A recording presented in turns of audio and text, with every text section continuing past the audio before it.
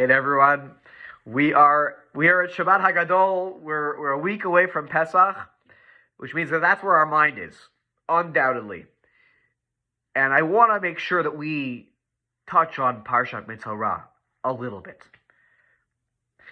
See, Parshat Metzora is really complicated just to understand some of the laws and the meaning behind them.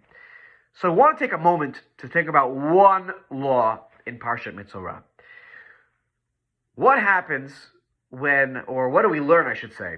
What do we learn from the situation of a house being afflicted with tzarat? Yes, last week we talked about, in the last week's Parsha, a person becoming afflicted with tzarat. But what happens if a house gets this odd discoloration and is ultimately deemed a house that has tzarat and has to be dismantled? What do we learn from this? So, we know that tzarat of the skin, one of the main causes, according to Chazal, is that a person speaks lashon hara about another person. They speak ill of another person.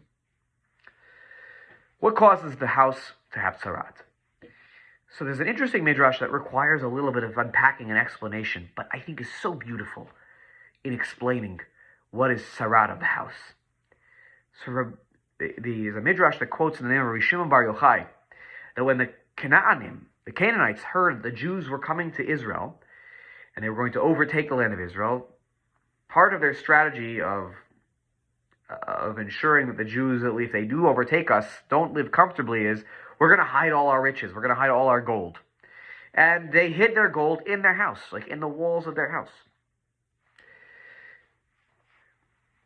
And so, when the Midrash says that God wanted to be able to give his people, the Jewish people, riches when they came to the land of Israel, he promised that there was going to be batim maleim kol tuv, houses that were going to be filled with all good.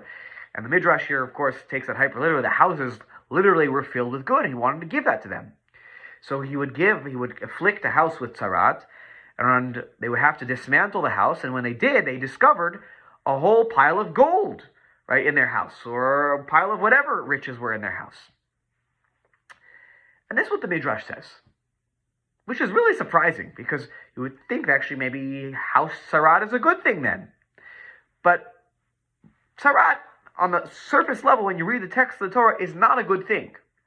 So how do we reconcile that with this Midrash? And I want to also add one more fact, that if the assumption here is that good came out of this, like that there's actually good that came out of this, of the house getting tzarat, there's a breita, there's a teaching in Masechet Sanhedrin that says that there was never such a case. In reality, never was there such a case as a house getting tzarat in Israel. It never happened. In which means that this midrash is completely not realistic. It is more about what is the message and the lesson than this being any kind of reporting about what is historically accurate. And so what is the symbolism of this? There was treasures in the walls. And then when they had to break the walls, to break the house down, they discovered them. So I saw a really nice explanation given by Rav David Braverman in his commentary called Hisi Chati. He says that the Midrash here is talking about the idea of the treasures that are within each and every one of us. And the house, our house, is what confines our hidden, our potential untapped treasures inside of us, who we are.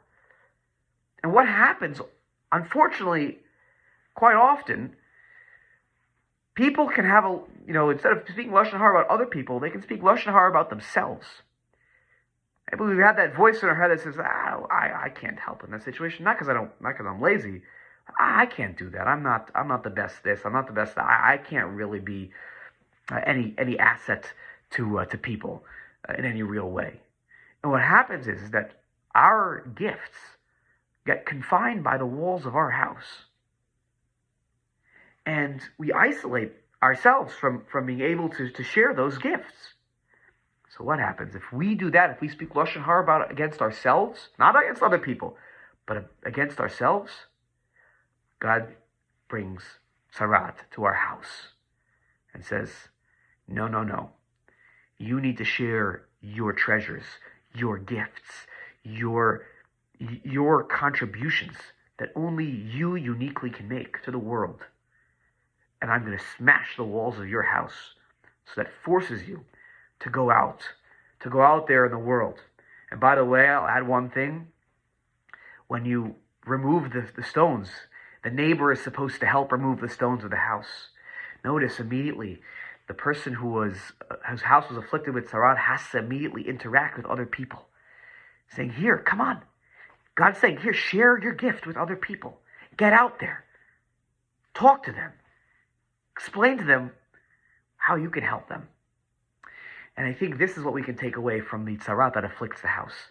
That it's really about us confining ourselves to our house and not sharing our gifts to the world because we don't think we're good enough to do that. No, we are. We can and we must. I hope we all find the gifts and identify the gifts within ourselves and make sure that we share them with all the people in our community, not just in the confines of the walls of our house. Shabbat Shalom, everyone.